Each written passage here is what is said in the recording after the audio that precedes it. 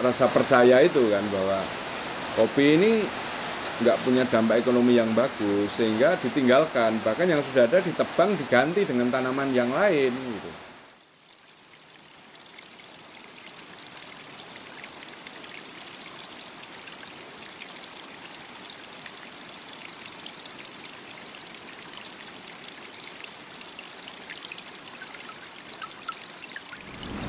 Ya, kopi ini kan satu kebudayaan tua ya. Orang mulai mengenal kopi itu 1000 tahun sebelum Masehi.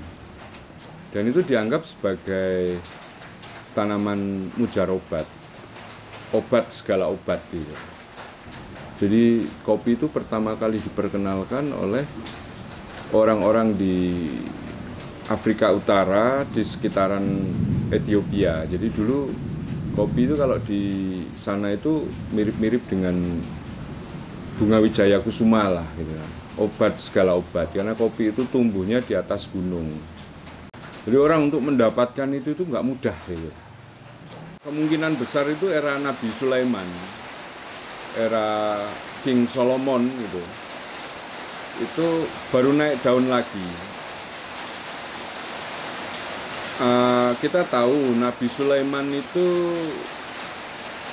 mempersunting putri dari Abisina, dari Ethiopia, anaknya Kaisar Ethiopia, Bilqis. Nah, Kaisar Ethiopia itu menjadi kekaisaran besar karena penghasil kopi. Nah, Ibnu Sina ini kan kemudian menyelidiki. Dia mengumpulkan mayat-mayat dari kedai kopi, kemudian membedahnya. Jadi kenapa orang-orang yang sering minum kopi ini kok jasadnya lebih utuh daripada yang nggak pernah minum kopi gitu. Lalu dia melakukan penyelidikan ilmiah yang dia tulis dalam kitab besar ilmu kedokteran itu, Qanun fi al-Tib itu ya.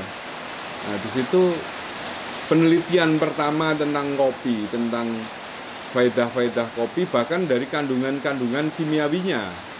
Karena Ibnu Sina juga dikenal sebagai alkemi, ahli kimia gitu ya.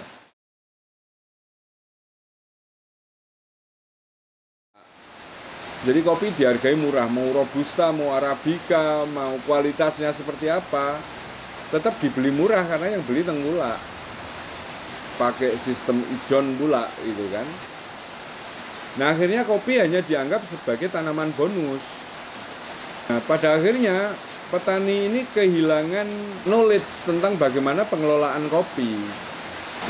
Iya, ya awalnya dari kehilangan rasa percaya itu kan, bahwa kopi ini nggak punya dampak ekonomi yang bagus sehingga ditinggalkan, bahkan yang sudah ada ditebang diganti dengan tanaman yang lain gitu. Nah, sehingga itu membuat kopi itu langka di NTB. Produksi kopi kita terbesar masih di Sumbawa ya. Kalau untuk arabica masih di sekitaran Batu Lanteng. Kalau robusta ya sekitaran Tambora. Di Lombok sendiri produksinya sangat kecil. Lombok ini paling sekitar 400-500 ton setahun. Iya.